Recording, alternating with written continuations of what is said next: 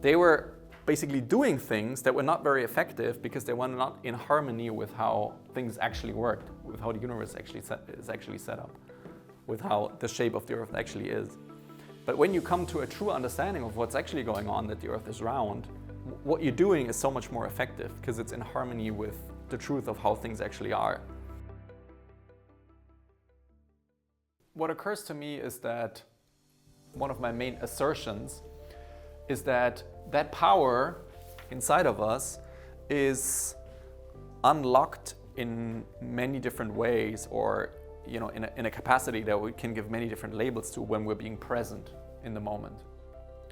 And so, who of you here has experienced overwhelm at any point of time, in their lives?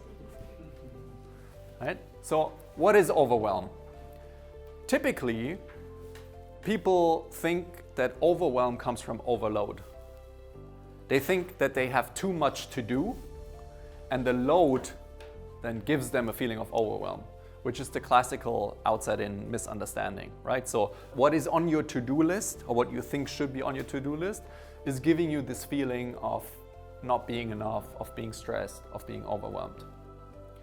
But for example, one implication of what we're sharing here is that overwhelm is a feeling, and if overwhelm is a feeling, then overwhelm can never come from your to-do list, or it can never come from the load, but it will always come from your thinking about your to-do list, or the thinking about everything that you have to do or should be doing, right?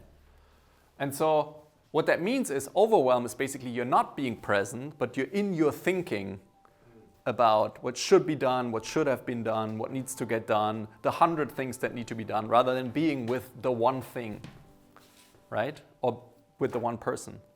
And what we're saying is, or what I'm coming to see more and more even now, is that whenever I come back to presence, I have all the resources within me to deal with any situation. And what I'm hearing was like setting the right priority. Right? When I'm overwhelmed, it's really hard for me to set the right priority because I'm so far out of my presence that I don't even know where to go.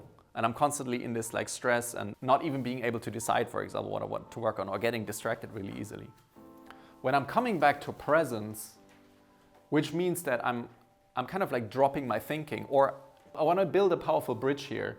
For me, one of the questions is, what takes us out of presence? And for me, the answer is being lost in the outside-in misunderstanding. So when I think we are built for reality. We are built for being in the moment and then knowing what to do or where to set our priorities.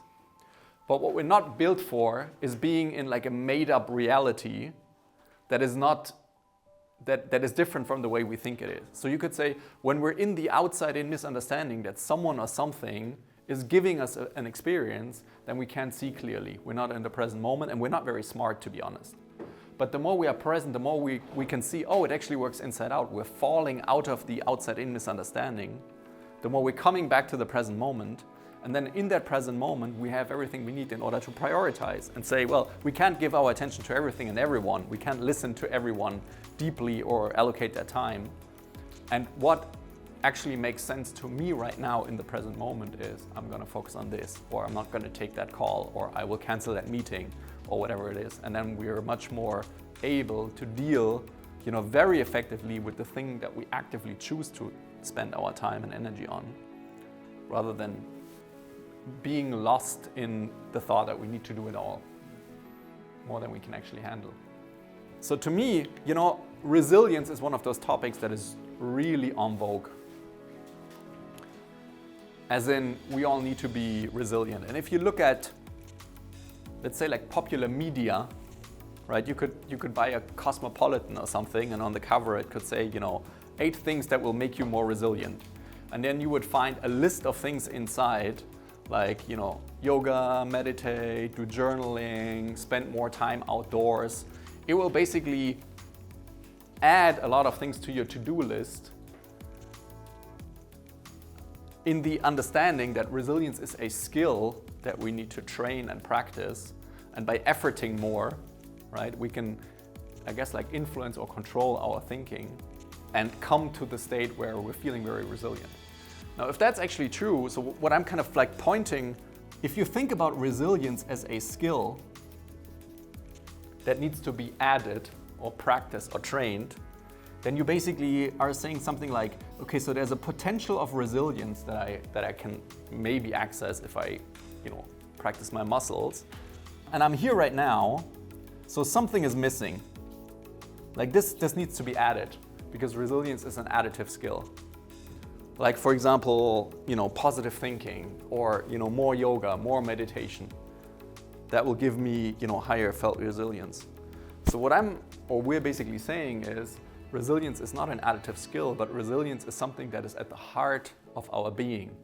That's an innate inbuilt capacity that, babies are born with. If you look at babies or really small children, I think they're infinitely resilient, right? They don't need psychotherapy. They don't need yoga or meditation. They're like shouting when they're hungry or, tired or need something. Do not fear failure. They don't fear failure, and they get over things really quickly. Even small children, when they fight, and then the fight is over and they come back to, enjoying whatever they're doing. We're a bit different. And I'm saying we're not different because we're lacking that source of resilience or that capability of resilience. We're different in the sense that we have everything we need, right? I'm basically saying if this is the full resilience potential, we already have it. But we're not feeling it because there's this like cloud of thinking on top of our inbuilt resilience. And we're thinking ourselves away from resilience. We're thinking ourselves away from clarity. It's not that, like even for clarity, we don't have to add clarity.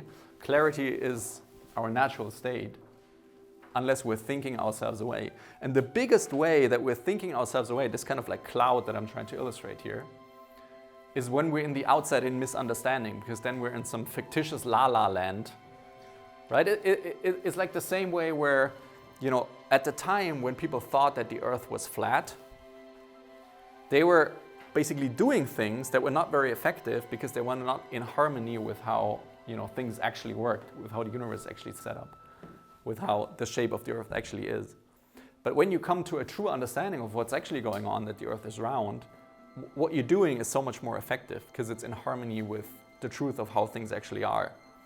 And in our, like as a metaphor for our, if it's actually true that the mind does not work outside in, then when you're under the hallucination that it works outside in, you can't be very effective because you're basically dealing with reality on the basis of a paradigm that is not true. But if you're dealing with reality on a basis of a paradigm that is true, that the mind works inside out and we're creating everything inside, then actually this cloud sort of like disappears. Or we have the potential to drop out of this thinking back into the present moment. And back in the present moment, right? So we're actually tapping into a much more powerful source of clarity and resilience. We're moving up here by subtracting our misunderstanding, by subtracting our limiting and insecure thinking, rather than adding a top of thinking on top of thinking.